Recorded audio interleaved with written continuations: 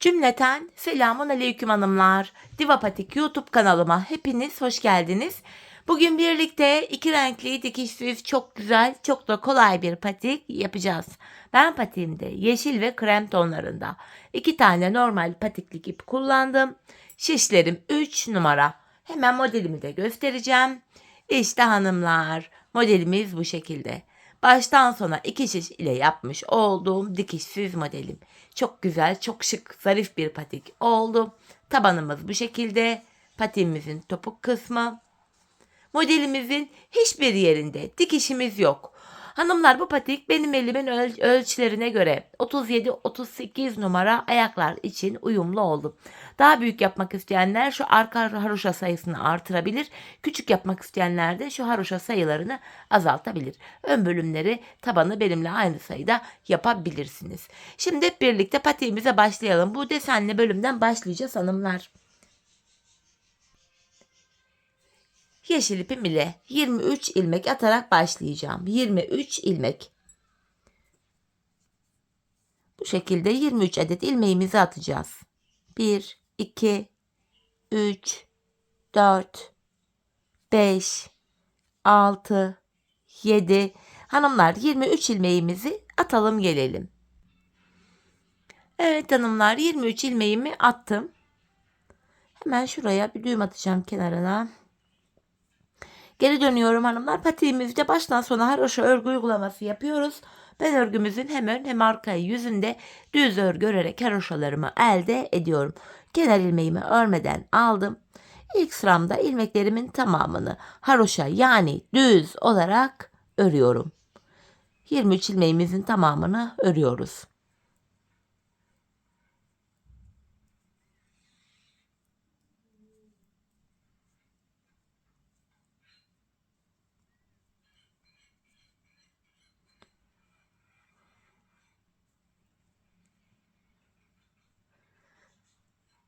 Evet, son bir ilmeğim kaldı hanımlar. Bu aşamada yeşil ipimi kendime doğru alacağım. Sonuncu ilmeğimi örmeden alıyorum. Çünkü ön yüzde renk geçişi yapacağım. Evet, şimdi krem ipimi ekleyeceğim hanımlar. Modelimizi yapacağız. Renk geçişi olduğu için ilk ilmeğimi örerek başlıyorum. Hemen yanına ikinci ilmeğimi de ördükten sonra krem ipimin ucunu kendine şöyle bağlayacağım. Patiğimiz sökülmesin diye. Buraya şöyle düğümümü atıyorum. Şimdi hanımlar, ilk 2 ilmeğimi krem ile ördüm. Şimdi 3. ilmeğimi de örüyorum. 3 krem ördüm kenardan. Öndeki bir yeşili örmeden alıyorum. Yanına 3 tane krem örüyorum. Yeniden bir ilmek yeşili örmeden aldım. 3 tane krem örüyorum. Bir yeşil örmeden aldım. 3 tane krem örüyorum. Bir yeşili örmeden aldım. 3 tane krem örüyorum. Bir yeşil örmeden aldım ve kalan 3 ilmeğimi krem ile örüyorum. Model 2 sıradan oluşuyor. Ön yüzde ilk sırasını yaptık. Şimdi arka yüzdeyim hanımlar.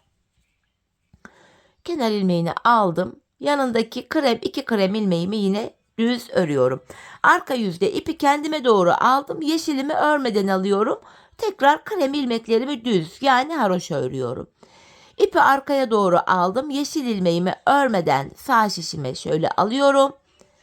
Öndeki 3 kremimi krem ipim ile haroşa örüyorum. Yapacağımız işlem bu. Bakın, yine yeşilimi örmeden sağ şişime aldım. 3 kremimi düz ördüm. Yeşilimi örmeden aldım. Son 3 ilmeğim kaldı. İkisini ördüm. İpi aradan geçirip son ilmeğimi örmeden alıyorum. Çünkü ön yüzde yine renk geçişi yapacağız. Her iki sırada bir renk geçişi yaparak modeli tekrar edeceğiz hanımlar. Krem ipimiz ile modelimizi oluşturduk. Şimdi aynı modeli yeşil ile yapacağız. Bir önceki sırada bakın 3 tane krem vardı. Bu 3 kremin ortancasını örmeden alacağız. Diğer ilmekleri öreceğiz. İlk ilmeğimi örerek başlıyorum hanımlar. Bakın, önde 3 krem var. İlkini ördüm. Ortadaki kremi örmeden alıyorum. Devamında 3 tane yeşil örüyorum. Ortadaki bir kremi örmeden aldım.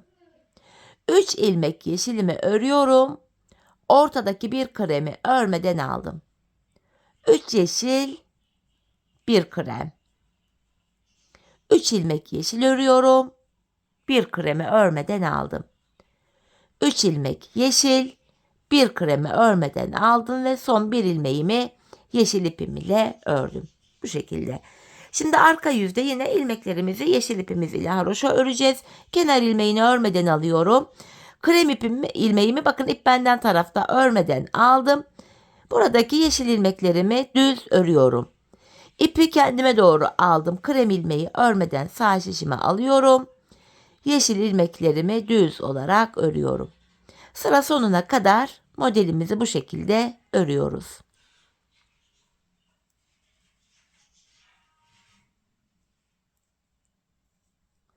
Üç yeşilimi ördüm. Bir kremi örmeden aldım ve son ilmeğimi de örmeden alıyorum. Şimdi geri döndük. Kremimi alıyorum hanımlar elime. Çok pardon. Kremimi aldım. Şimdi aynı modeli kremine tekrar edeceğiz. İlk krem modeli nasıl yaptıysak aynısını yapacağız. Yani 3 tane yeşil ilmek var. Ortadakini örmeden alacağız. Şimdi tekrar ilk krem modelde olduğu gibi ilk 3 ilmeğimi şöyle krem ipimle örüyorum. Yanındaki ortadaki bir yeşili örmeden aldım. 3 krem, bir yeşili örmeden alıyorum. 3 tane krem, bir yeşili örmeden aldım.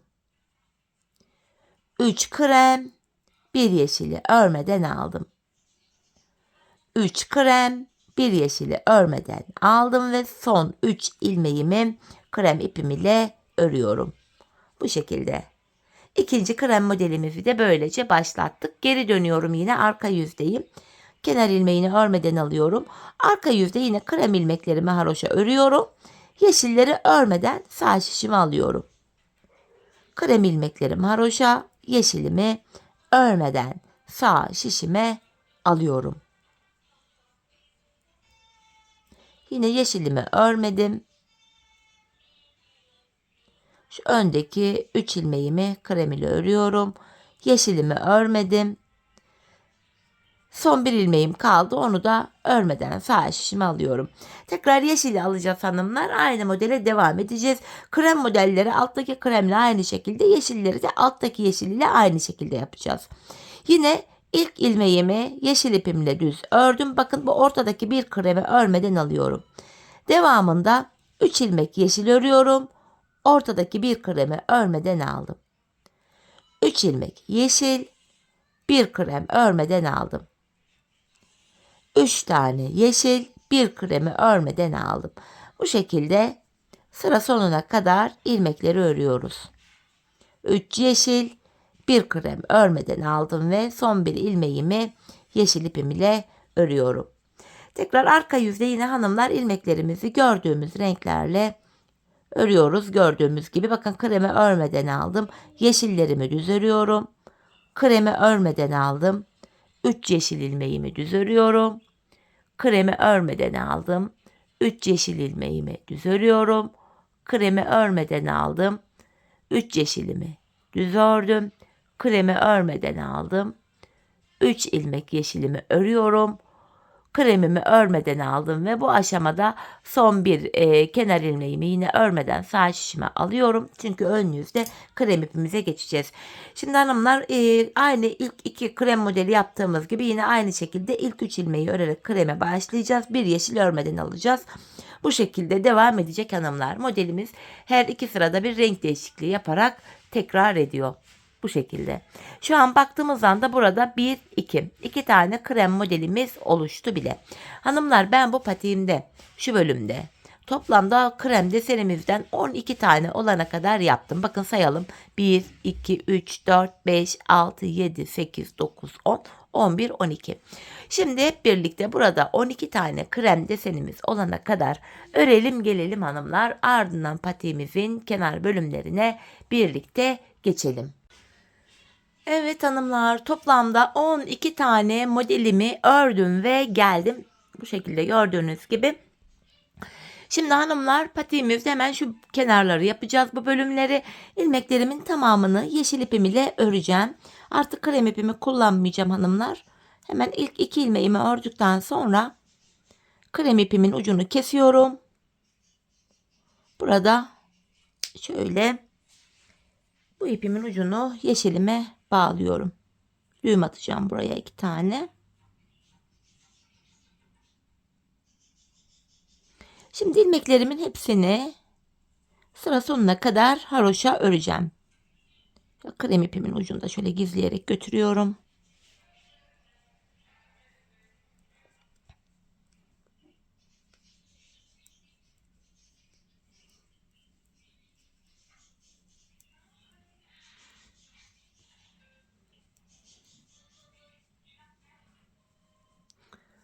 Ve sonuncu ilmeğimi de ördüm hanımlar. Şimdi buradaki 23 ilmeğimizi ördük. Şimdi şu kenardan kenar ilmek yerlerine girerek 23 ilmek de bu kenardan çıkaracağız. Şöyle aynı şişte çıkartabiliriz hanımlar ilmeklerimizi. Şöyle yeşil kenar ilmek yerine girerek ilk ilmeklerimi çıkarmaya başlayacağım. Hanımlar ilmeğin iki kanadına birden gidiyorum. Bakın şu birinci ilmeğim. 2, 3, 4, 5, 6,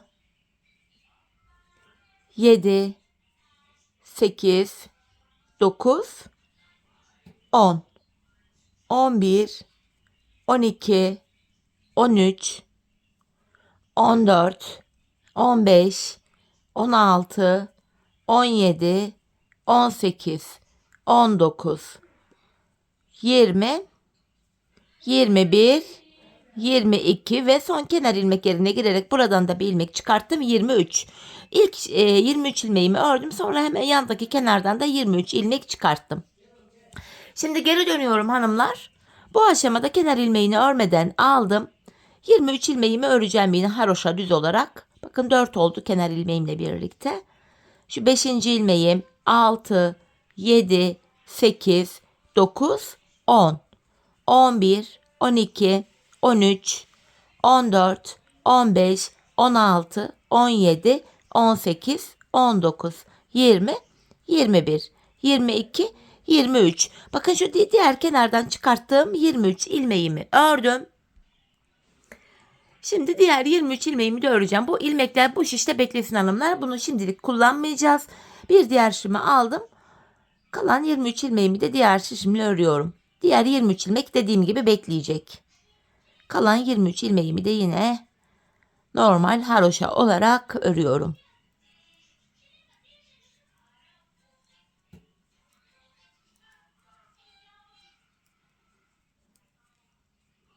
Yine sonuncu ilmeğimi de ördüm.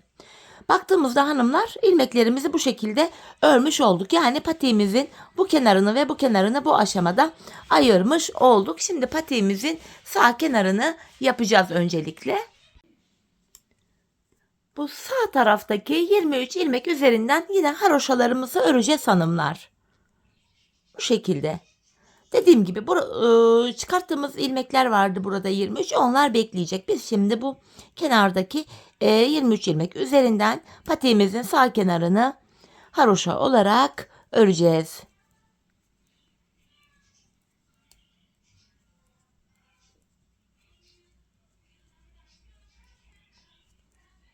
Bu şekilde sonuncu ilmeğimi de ördüm. Geri dönüyorum. Tekrardan bu 23 ilmeğimi haroşa örüyorum.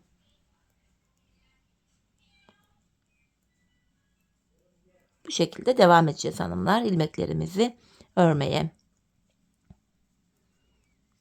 Yapacağımız bir işlem yok kenarlarda. Sadece bu 23 ilmek üzerinden haroşalarımızı öreceğiz.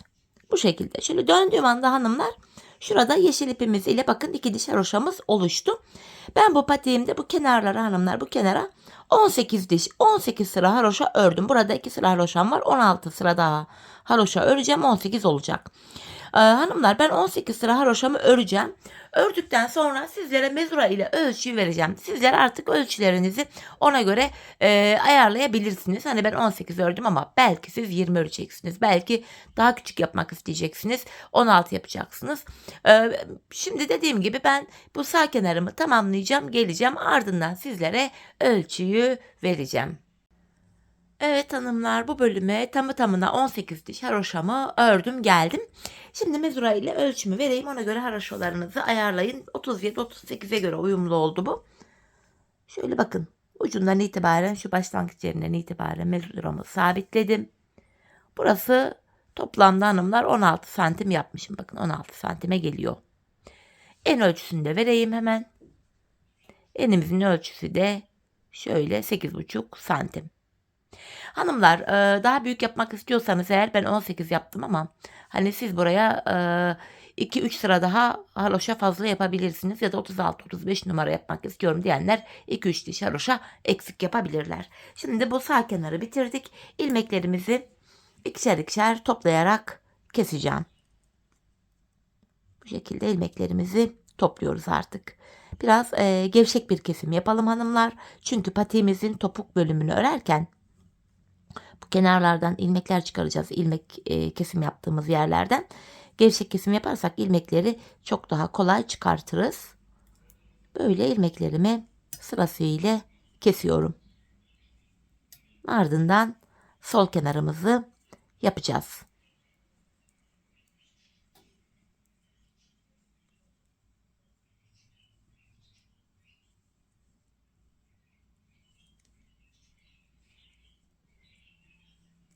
Son bir ilmeğim kaldı. Onu da yine kestim.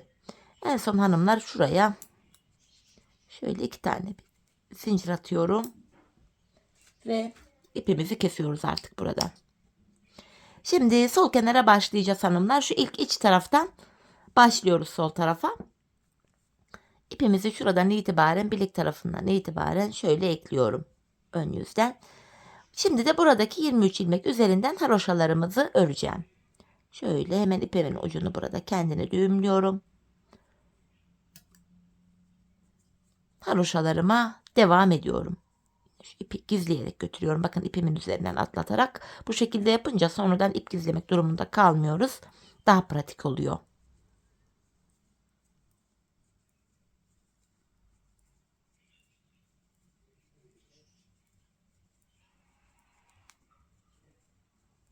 Evet, sonuncu ilmeğimi de ördüm hanımlar.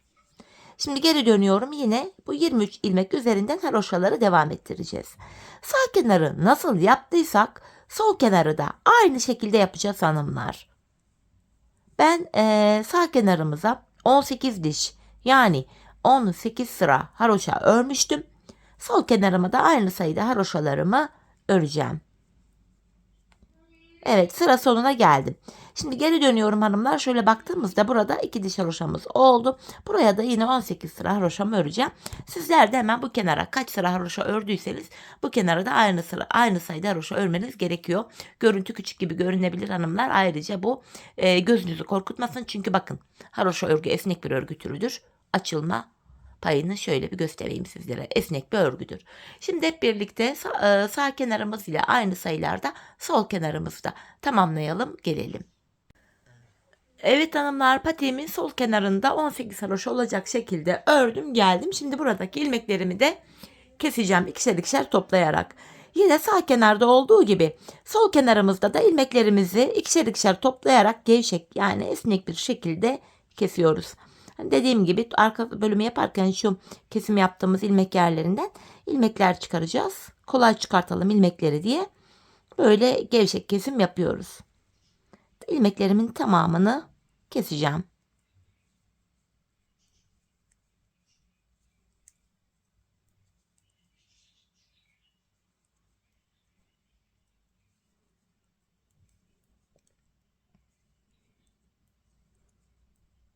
Son bir ilmeğim kaldı. Onu da kesiyorum hanımlar. Şimdi ipimizi kesmeyeceğiz. Aynı iple şu yan kenar ilmek yerlerine girerek tabanımızı örmek için şu şekilde bu yanlardan ilmekler çıkaracağız hanımlar. Ben bu tabanda misinalı şiş kullanabilirsiniz ama ben yine normal bir tık daha uzun, yine 3 numara şöyle bir şiş kullanacağım. Hemen şu ilmeğimi bu şişime alıyorum. Hanımlar, sırayla kenar ilmek yerlerine girerek ilmekler çıkarıyorum. Bakın şu ikinci ilmeğim. Şu üçüncü. Kenar ilmek yerine şu kenar ilmeklerin iki kanadına birden girerek ilmeklerimi çıkarıyorum. Patiğimizin bu kenarları daha sağlam oluyor. Bu şekilde sırasıyla ilmekler çıkarıyoruz. Şimdi hanımlar böyle şimdi burada 4, 8, 12, 3 de burada 15 ilmeğimiz olmuş. Bu şekilde bakın sırayla buraya geleceğiz. Sonra şurada da bakın kenar ilmek yerleri var V şeklinde görünen. Sonra buradan sonra diğer kenara geçeceğiz. Yine aynı şişle. Şuralarda bakın sırasıyla kenar ilmek yerleri görünüyor. Bu diğer uca kadar ilmeklerimizi çıkaracağız. Ben bu bölüme kadar toplamda 83 ilmek çıkarttım. Siz şu kenardaki haroşa sayılarını fazla ya da eksik yaptıysanız ilmek sayısı 3-5 ilmek az ya da fazla olabilir. Bu kenardaki haroşa sayılarına göre ilmek sayısı değişiklik gösterebilir. Dediğim gibi ben buradan ve ardından diğer kenardan toplamda 83 ilmeğimi çıkarttım. Şimdi diğer kenara kadar ilmeklerimizi çıkaralım gelelim. Evet hanımlar, bakın diğer uca kadar toplamda 83 adet ilmeğimi çıkarttım geldim. Şimdi geri dönüyorum hanımlar, arka yüzdeyim. Bu aşamada kenar ilmeğimi örmeden alıyorum.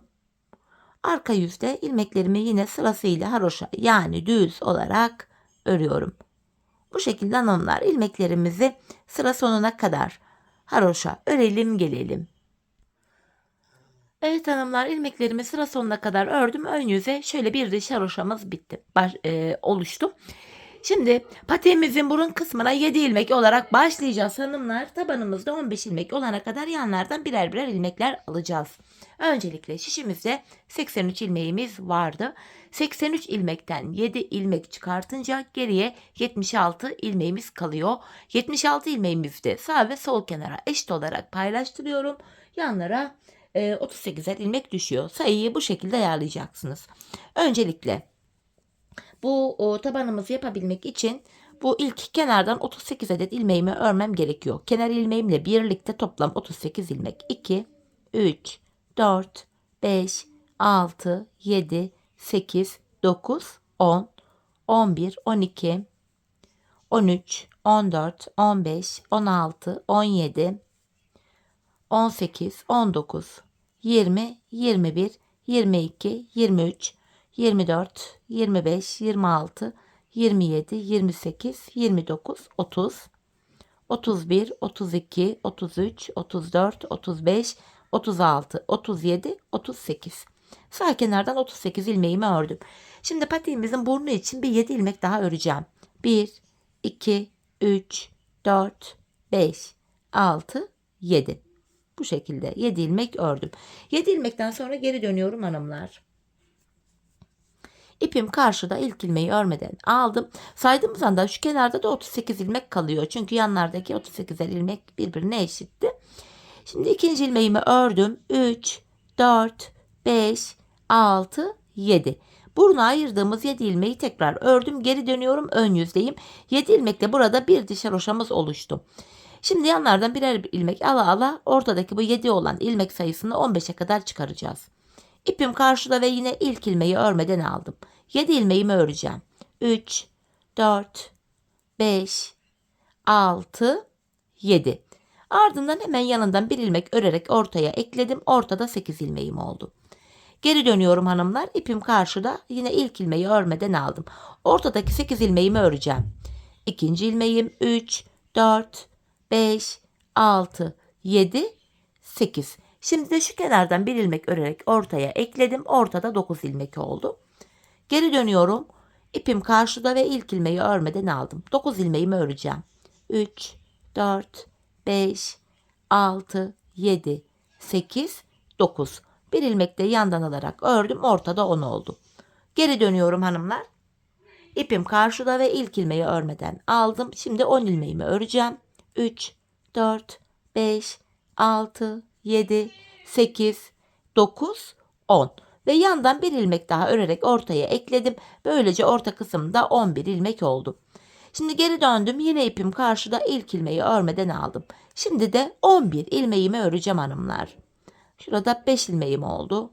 6, 7, 8, 9, 10, 11. Yan taraftan bir ilmek örerek yine ortaya ekledim. 12 oldu. Geri dönüyorum. İpim karşıda ve ilk ilmeği yine örmeden aldım. 12 ilmeğimi öreceğim. 3, 4, 5, 6, 7, 8, 9, 10, 11, 12 ve yan taraftan yine bir ilmek örerek ortaya ekledim. 13 oldu. Tekrar ön yüzdeyim hanımlar. Şimdi ortadaki 13 ilmeğimizi yine örüyoruz. Şu kenar ilmeği 1, 2, 3, 4, 5, 6, 7, 8, 9, 10, 11, 12, 13. Bir ilmek de yan taraftan örerek ortaya ekledim. Ortadaki ilmek sayım 14 oldu. Geri dönüyorum. Yine ilk ilmeği örmeden aldım. 14 ilmeğimi öreceğim. 3, 4, 5, 6, 7, 8, 9, 10, 11, 12, 13, 14. Ve yan tarafta yine bir ilmek örerek ortaya ekledim. 15 oldu. Artık tabanımız hanımlar 15 ilmek üzerinden örülecek kesimler başlayacak bu aşamada. Yapacağımız işlem şu. Tabanda son bir ilmek kalana kadar öreceğiz. Yani 14 ilmeğimizi öreceğiz. 15. de kesimi yapacağız. Bakın. İlk ilmeği örmeden aldım. 2, 3, 4, 5, 6, 7. Şu 7. ilmeğimi yarım aldım ilmeğimi. 8, 9, 10, 11, 12, 13, 14. 15. ilmekte yanındaki ilmeği de alıyorum. İkisini keserek ördüm.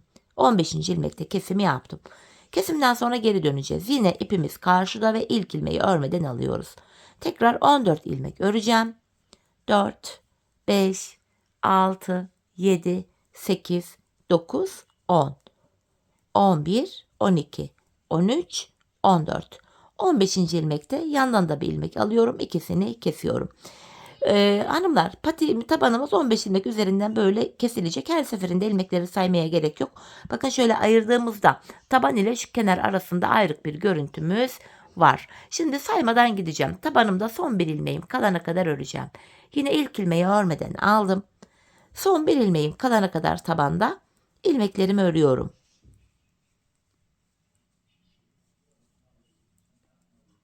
Bakın şu tabanda son bir ilmek kaldı. Bunu örerken yanındaki ilmeği de alıyorum. İkisini kesiyorum. Geri dönüyorum hanımlar. Yine ipim karşıda, ilk ilmeği örmeden aldım. Bakın tekrar saymadan gideceğim. Taban ile kenar arasında ayrık bir görüntü var. İlmeklerimi örüyorum yine. Son bir ilmeğim kalana kadar. Tabanımda son bir ilmek kalana kadar.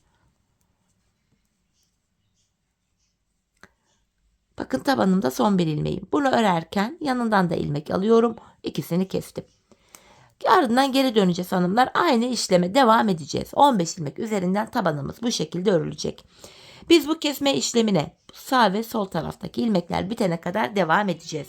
Ve kesim sonunda şişimizde sadece tabanda kullandığımız 15 ilmeğimiz kalacak. Şimdi hep birlikte bu sağ ve sol taraftaki ilmekler bitene kadar patiğimizin tabanını 15 ilmek üzerinden örelim gelelim. Evet hanımlar, patiğimin tabanını tamamladım ve geldim. Şişimde sadece tabanda kullandığım 15 ilmek kaldı. Şimdi bu 15 ilmekle patiğimizin arka bölümünü öreceğiz. Bu aşamada hanımlar yine ilk ilmeği örmeden alıyorum. Son 2 ilmeğim kalana kadar ilmeklerimi öreceğim. Son 2 ilmek kalana kadar.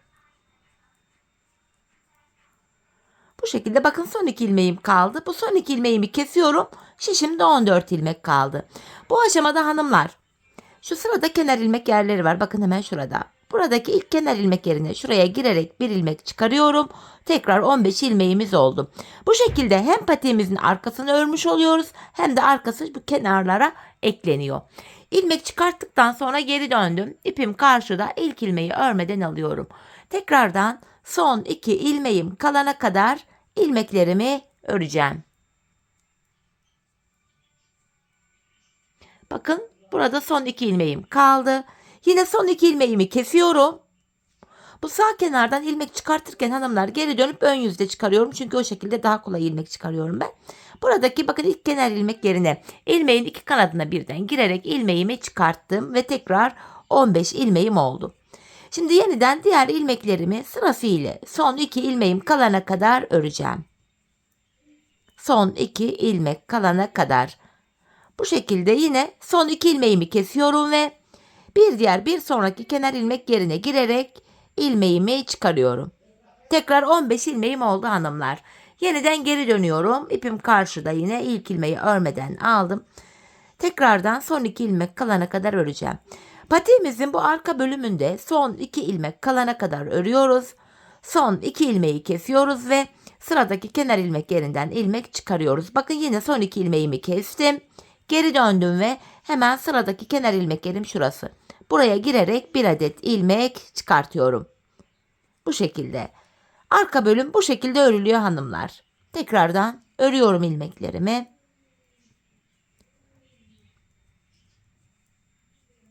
Bakın son 2 ilmeğim kaldı yine. İkisini kesiyorum ve yine sıradaki kenar ilmek yerine girerek ilmeğimi çıkarıyorum. Patiğimizin arkası 15 ilmekle böyle örülüyor. Biz bu işleme son kenar ilmek yerlerine gelene kadar, yani şuralara gelene kadar devam edeceğiz hanımlar. Şimdi hep birlikte patiğimizin arka bölümünü sizlere anlattığım gibi tamamlayalım gelelim. Evet hanımlar, patiğimin arka bölümünü son kenar ilmek yerlerine gelene kadar bu şekilde ördüm geldim. Şimdi ilmeklerimizi keseceğiz artık. Yine ikişer ikişer toplayarak burada kalan 15 ilmeğimi kesiyorum.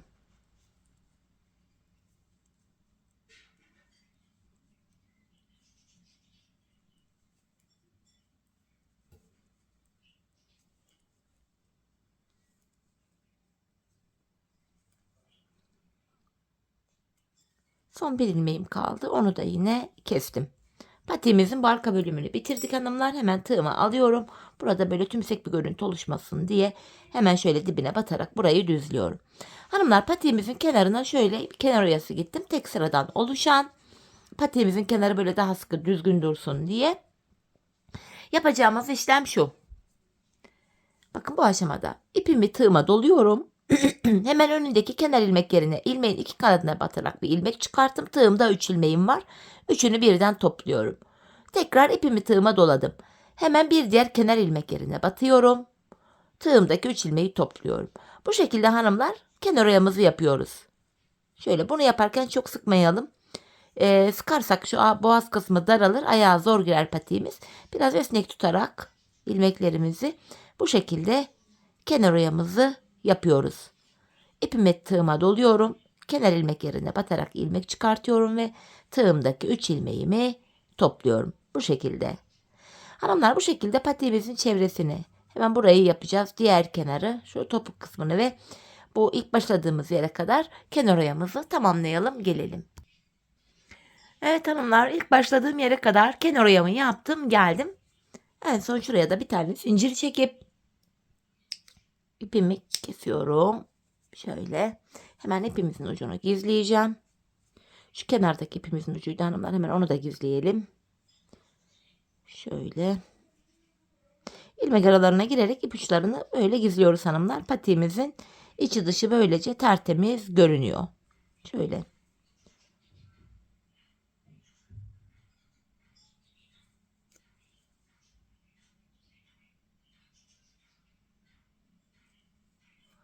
Evet. Patiğimizi tamamladık. Bakın görüntü itibariyle patiğimiz bu. Haroşa örgü olduğu için esnekliğini şöyle göstermek istiyorum sizlere. Modelimiz bu şekilde. Şimdi hemen bir de manken ayağıma giydirip patiğimi sizlere öyle göstermek istiyorum. Şöyle manken ayağı bulana kadar da ortalığı dağıttık. Bu şekil. Çok güzel bir model oldu hanımlar. Çok da kolaydı. Yapılışı oldukça zevkli bir model. Ben çok beğenerek yaptım. Hiç zorlanmadan, çok severek, kolayca yaptım. Umarım sizler de benimle patiğinizi beğenerek, severek yaparsınız. Yapacak olanlara da şimdiden kolay gelsin diyorum. Evet, patiğimizin ayaktaki duruşu da şöyle. Mankenimize de giydirdim. Bu şekilde hanımlar. Patiğimizin diğer kenarı, topuk kısmı, tabanımız. Model bu. Evet hanımlar, yine birlikte güzel bir modelin daha sonuna geldik. Umarım sizlere faydalı, hoş bir video olmuştur. Yeni modellerde, yeni videolarda buluşmak dileğiyle. Şimdilik hoşça kalın, sağlıcakla kalın.